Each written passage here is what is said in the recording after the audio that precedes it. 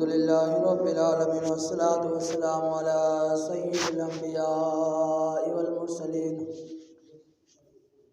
أما بعد فأعوذ بالله من الشيطان الرجيم بسم الله الرحمن الرحيم قال الله تبارك وتعالى في كتابه المجيد بسم الله الرحمن الرحيم إن ناشئة الليل هي أشد وطئا وأقوم قيلا صدق الله العظيم وصدق رسوله النبي الكريم الأمين قال الله تبارك وتعالى في كتابه المجيد بسم الله الرحمن الرحيم إن الله وملائكته يصلون على النبي يا أيها الذين آمنوا صلوا عليه وسلموا تسليما الصلاة والسلام عليك يا رسول الله الصلاة والسلام عليك يا حبيب الله الصلاة والسلام عليك يا نبي الله وعلى آلك وصحابك يا نور الله۔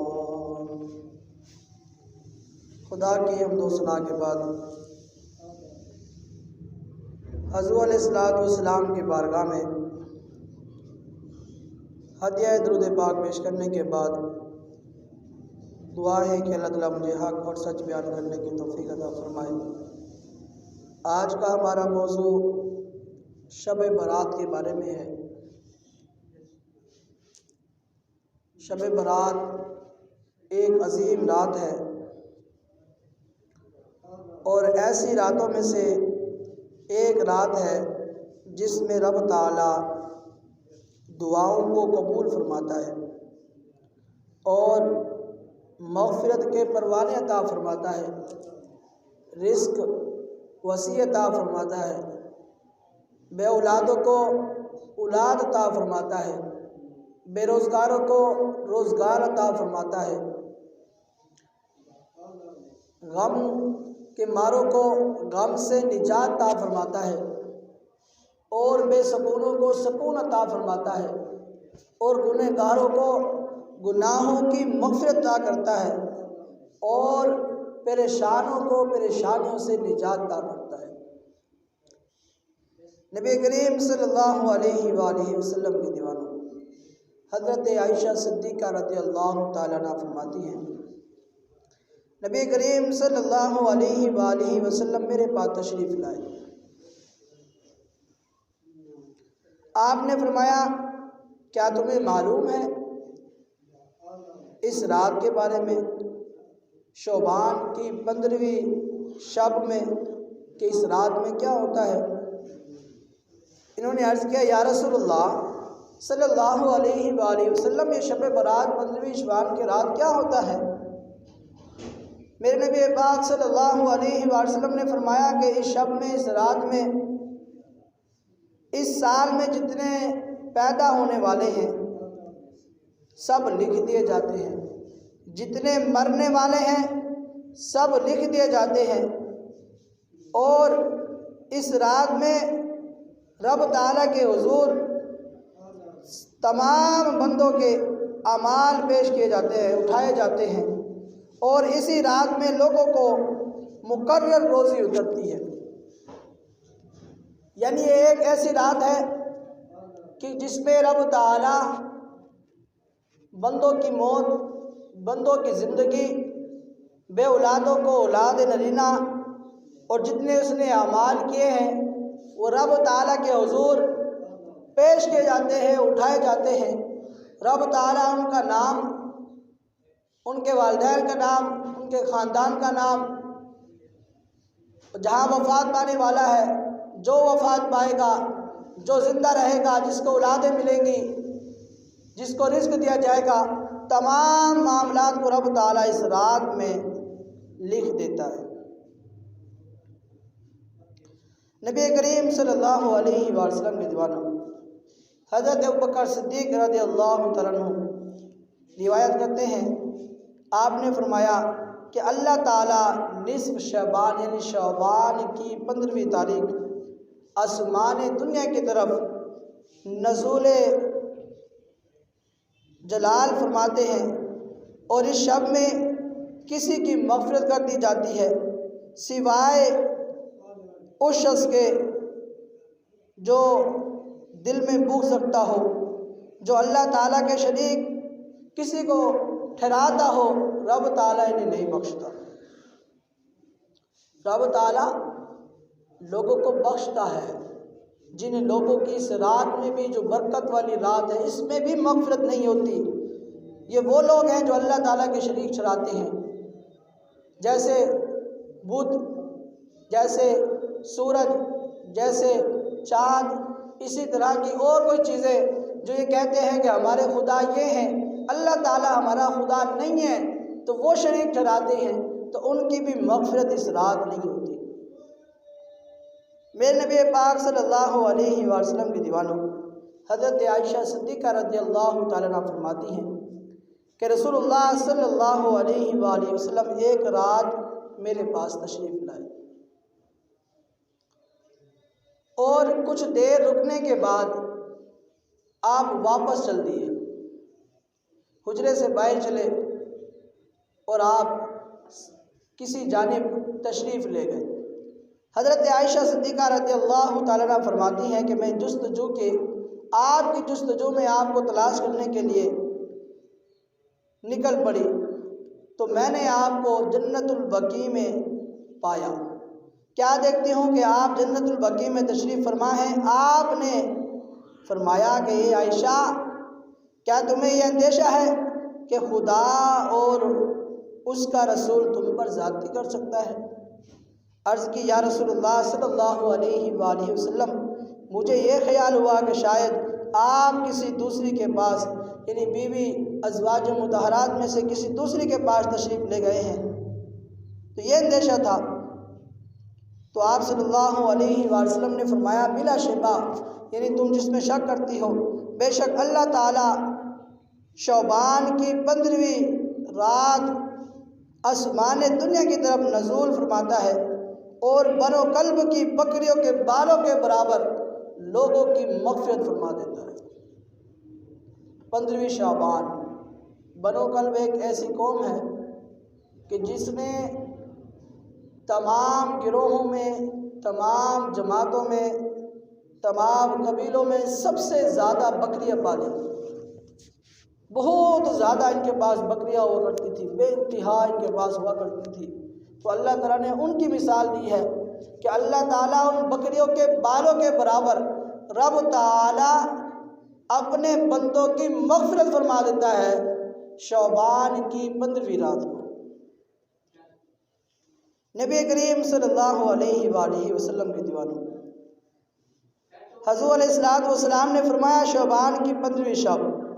اللہ عز و جل اپنی مخلوق کی طرف نظر رحمت فرماتے ہوئے سوائے 2 شخصوں کے تمام کی مغفرت فرما دیتا ہے۔ اور یہ کون سے شخص ہے جسے رب تعالیٰ اس رات میں بھی بخشش نہیں فرماتا؟ وہ شخص کسی کو ناحق قتل کرنے والا ہو یا کینہ کرنے والا ہو، رب تعالیٰ ان لوگوں کو اس رات میں بھی نہیں بخشتا۔ میرے نبی کریم صلی اللہ علیہ وآلہ وسلم کے دیوانوں، حضرت عثمان بن ابی العاص رضی اللہ تعالیٰ عنہ نبی کریم صلی اللہ علیہ وآلہ وسلم سے روایت کرتے ہیں، آپ صلی اللہ علیہ وآلہ وسلم نے فرمایا جب شعبان کی 15ویں شب ہوتی ہے تو اللہ تعالیٰ کی طرف سے ایک پکارنے والا پکارتا ہے کہ ہے کوئی مغفرت کا طلب کرنے والا کہ جس کی مغفرت کر دی جائے، ہے کوئی مانگنے والا کہ جسے رب تعالیٰ عطا فرمائے۔ اور اللہ تعالیٰ اس رات کو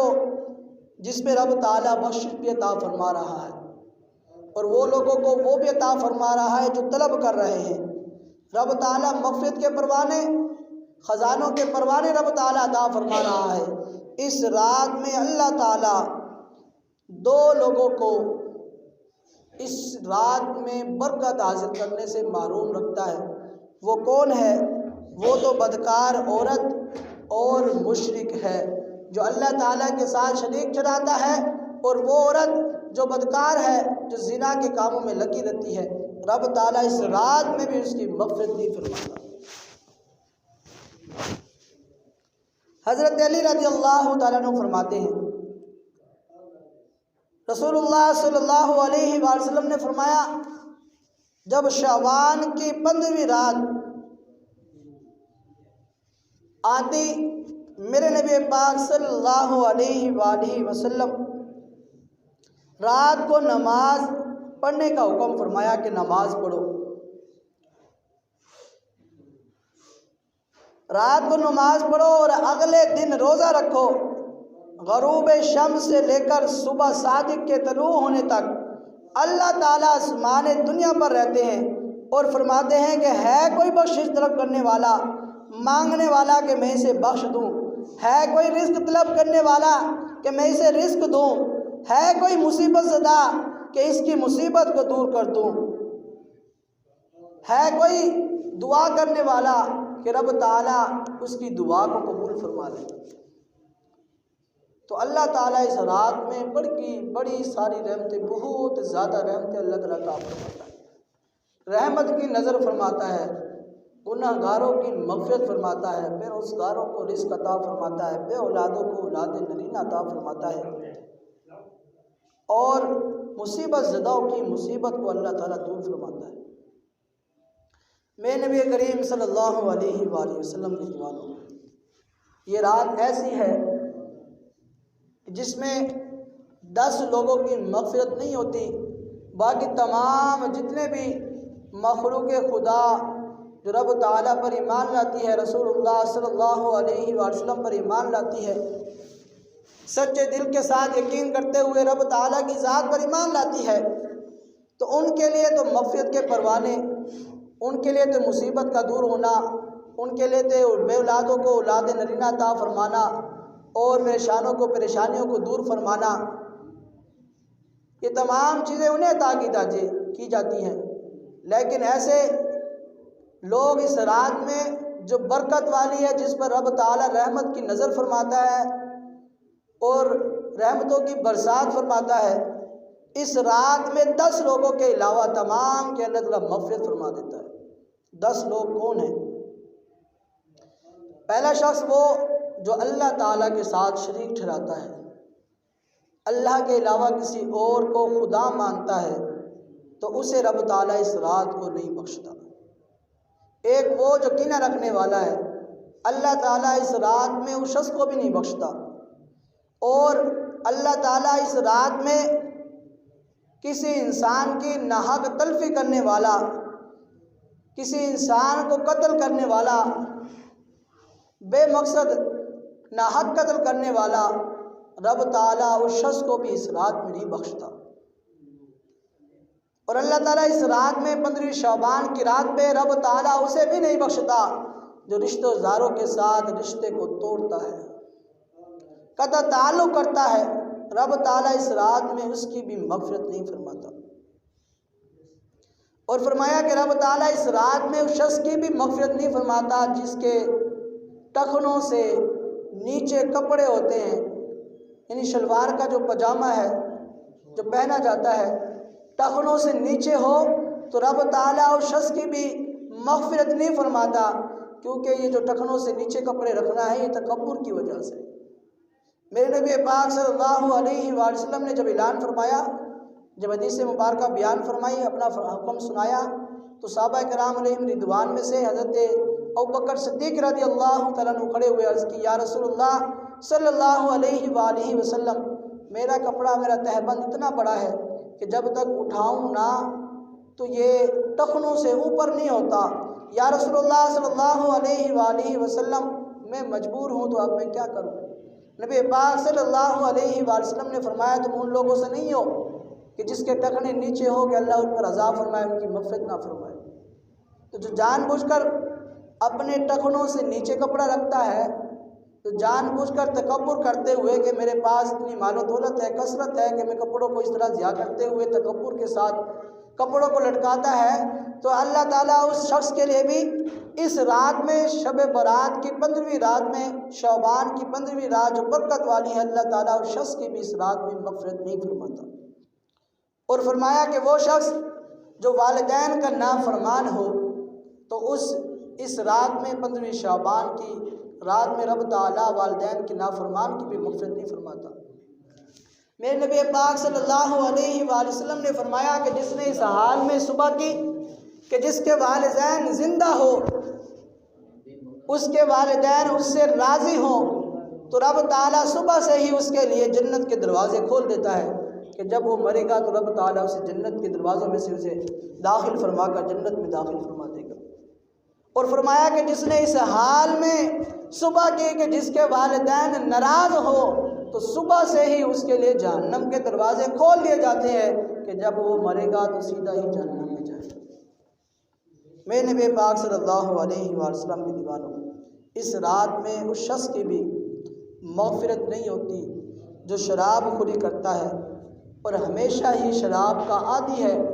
کہ مہینے کے اندر 20 دن یا 25 دن وہ شراب کی حالت میں رہتا ہے۔ فرمایا کہ ایسا عادی شراب پینے والا اللہ تعالیٰ اس شخص کی بھی مغفرت نہیں فرماتا۔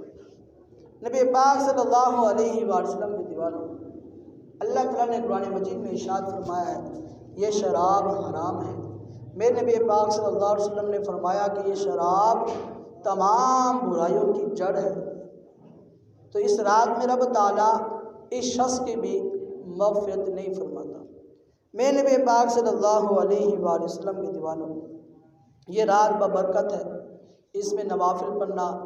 اس میں قرآن پاک کی تلاوت کرنا۔